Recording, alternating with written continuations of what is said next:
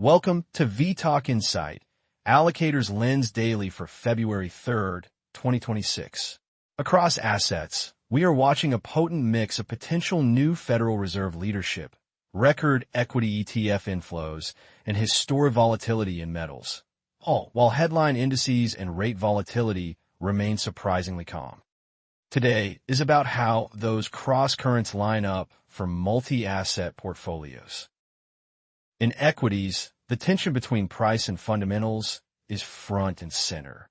The S&P 500 is pushed right up against its all-time high, with implied volatility in the mid-teens, even as this earnings season looks noticeably softer than the last. Beat rates have slipped to about 77% from the low 80s, and the share of companies seeing upward revisions has dropped meaningfully, pointing to more modest corporate momentum. That softer micro backdrop matters because valuations, especially in large-cap U.S. technology, are already stretched. Commentary increasingly argues there is little room for further multiple expansion, which means earnings growth has to do the heavy lifting from here. At the same time, history shows that the arrival of a new Fed chair often coincides with sizable equity drawdowns over the following months, and some portfolio managers are positioning with extra cash on hand for potential pullbacks around policy or political events. The AI complex, which has led the market for much of the cycle, is showing cracks. Large-scale data center and cloud investments are turning many tech business models from asset-light to asset-heavy, compressing free cash flow yields and raising questions about whether current valuations are sustainable.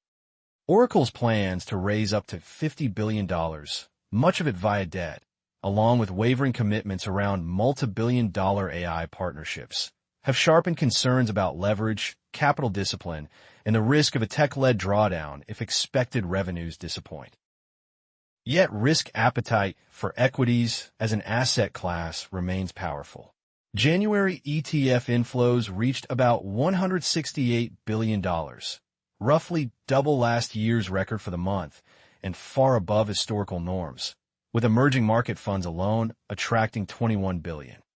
Flows are broadening toward the wider AI value chain, U.S. financials and healthcare, as well as selected European and Asian sectors, while defined outcome products that cap upside in exchange for downside buffers are gaining traction as investors seek to stay invested, but with more explicit risk framing. Turning to rates, markets still lean toward a gentle easing narrative, even as policy uncertainty rises. The prevailing base case looks for around 75 basis points of Federal Reserve cuts this year, with some seeing scope for more if layoffs pick up and unemployment rises sharply. Softer shelter costs and rents, plus consumer confidence and alternative inflation measures that hint at a weaker labor market, support a disinflationary backdrop, although the upside surprise in manufacturing data has recently pushed yields higher and tempered hopes for very early cuts. The prospect of Kevin Warsh taking over at the Fed adds another layer. Some expect him to tilt more dovish than his post-crisis reputation suggests, but others see his nomination as undermining Fed credibility and independence, which could demand higher term premiums and a steeper yield curve, especially if he abandons detailed forward guidance. The balance sheet has already shrunk from $9 trillion to about $6.6 trillion, and while a pause in further reduction is seen as appropriate by many, there are clear warnings that renewed rapid runoff could squeeze reserves and trigger a spike in volatility across risk assets. At the curve level, long-term Treasury yields appear driven less by the Fed and more by fiscal dynamics, inflation expectations, and heavy supply. The 30-year yield around 4.85% and the 2-year near 3.5% have stayed relatively stable despite commodity and Asian equity turbulence, pointing to limited flight to safety so far. Many portfolios are running the lowest duration in years, avoiding very long maturities and favoring intermediate treasuries or markets with higher real yields, even as implied volatility in U.S. rates has drifted lower, suggesting investors may be underestimating the chance of a regime shift as Fed leadership evolves. Corporate credit has been remarkably steady given the noise elsewhere. Spreads have held in tight as resilient economic data and elevated yields make carry strategies attractive, and there has not yet been a broad-based dash into safe havens despite the metals turmoil. The flip side is that with spreads already compressed, the cushion for policy missteps or a growth scare looks thin, and some asset allocators now prefer to take risk in equities rather than in credit, especially with the possibility of a carry trade unwind if the dollar and the yen continue to firm. Within credit, AI-related funding plans are an important fault line. Oracle's intention to raise up to $50 billion, roughly half via bonds, to finance cloud and AI infrastructure highlights how leverage is building in parts of the tech ecosystem. And while rating agency support has provided near-term comfort, concerns remain about negative free cash flow and potential pressure on credit metrics. At the same time, the growing use of ETFs that hold private companies raises questions about liquidity and valuation in a downturn, adding another layer of complexity to credit-like exposures and portfolios. In foreign exchange, the U.S. dollar has reasserted itself. The nomination of Kevin Warsh has been associated with a stronger dollar and weaker gold and silver prices, as markets read it as restoring some confidence in U.S. monetary policy and reducing near-term debasement fears. Major banks are now encouraging clients to lock in gains on earlier short dollar positions as the currency rebounds, even though longer-term questions remain about policy direction, and many global investors continue to hedge U.S. dollar exposure when buying U.S. equities and AI-related themes. Policy divergence across developed markets is another driver of FX risk. Several G10 central banks are still expected to tighten further while the Fed, the Bank of England and Norway may consider cuts, a mix that could keep volatility elevated. The Swiss franc looks set to stay firm given strong domestic fundamentals and its role as a diversification tool, whereas sterling faces downside risk as UK political uncertainty and local elections raise the prospect of leadership challenges.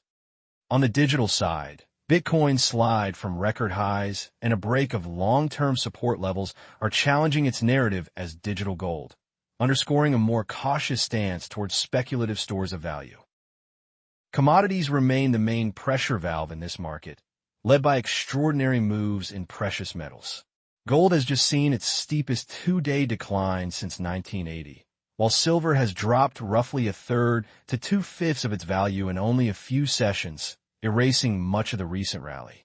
The sell-off has been driven by a combination of a stronger dollar after the Warsh nomination, higher margin requirements on futures, and heavy ETF outflows, particularly from highly leveraged retail investors in China, with mining equities like Barrick also under significant pressure. Despite that violent correction, the medium-term story for gold is more nuanced. Persistent inflation risks, expectations of eventual Fed rate cuts, and ongoing geopolitical tensions continue to be cited as supportive forces, and central bank purchases have been running at 2 to 3 times the pace of the previous decade, even if buying has paused recently. Short term, however, liquidity is thin. Forecasts for the next year span an unusually wide range, and there are open concerns that another 10% decline could trigger fund-level stress and spill back into crowded trades in technology and AI. Industrial and energy commodities tell a more balanced story. Copper's fundamentals are soft in the near term, with contango in London, decade-high inventories, and weaker Chinese premiums all consistent with a recent price drop and record unwinding of speculative positions on the Shanghai Exchange. Yet structurally, electrification, electric vehicles, data center expansion, and military rearmament, combined with supply challenges in key producing countries, underpin a constructive longer-term view, and some investors still see upside for mining stocks once the current AI-related wobble passes.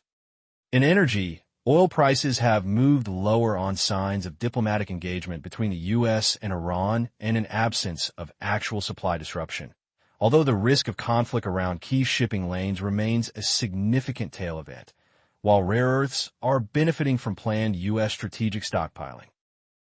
Stepping back across assets, we have equity indices hovering near records on the back of powerful ETF inflows, even as earnings momentum cools and AI leaders face growing scrutiny over leverage and returns. Rate markets are still anchored to an orderly cutting path, but a potential change at the Fed, a smaller balance sheet, and subdued implied volatility suggest term premiums and the long end of the curve could become more unstable than they appear today. Credit continues to offer carry, but with limited spread protection, just as AI, financing, and private exposures grow, while FX is rediscovering dollar strength and policy divergence, with safe haven currencies back in demand. Commodities, especially gold, silver, and copper, remain the shock absorbers, translating shifts in dollar, policy, and growth expectations into sharp price swings that can feed back into broader risk appetite. For allocators, the key watch points now are the Fed confirmation process, the next wave of labor and inflation data once shutdown delays resolve, the durability of ETF-driven equity demand, and whether metals volatility spills into tech and credit. This video is for information only and is not investment advice. Visit and subscribe to vTalkInsight.com for latest interactive market insights.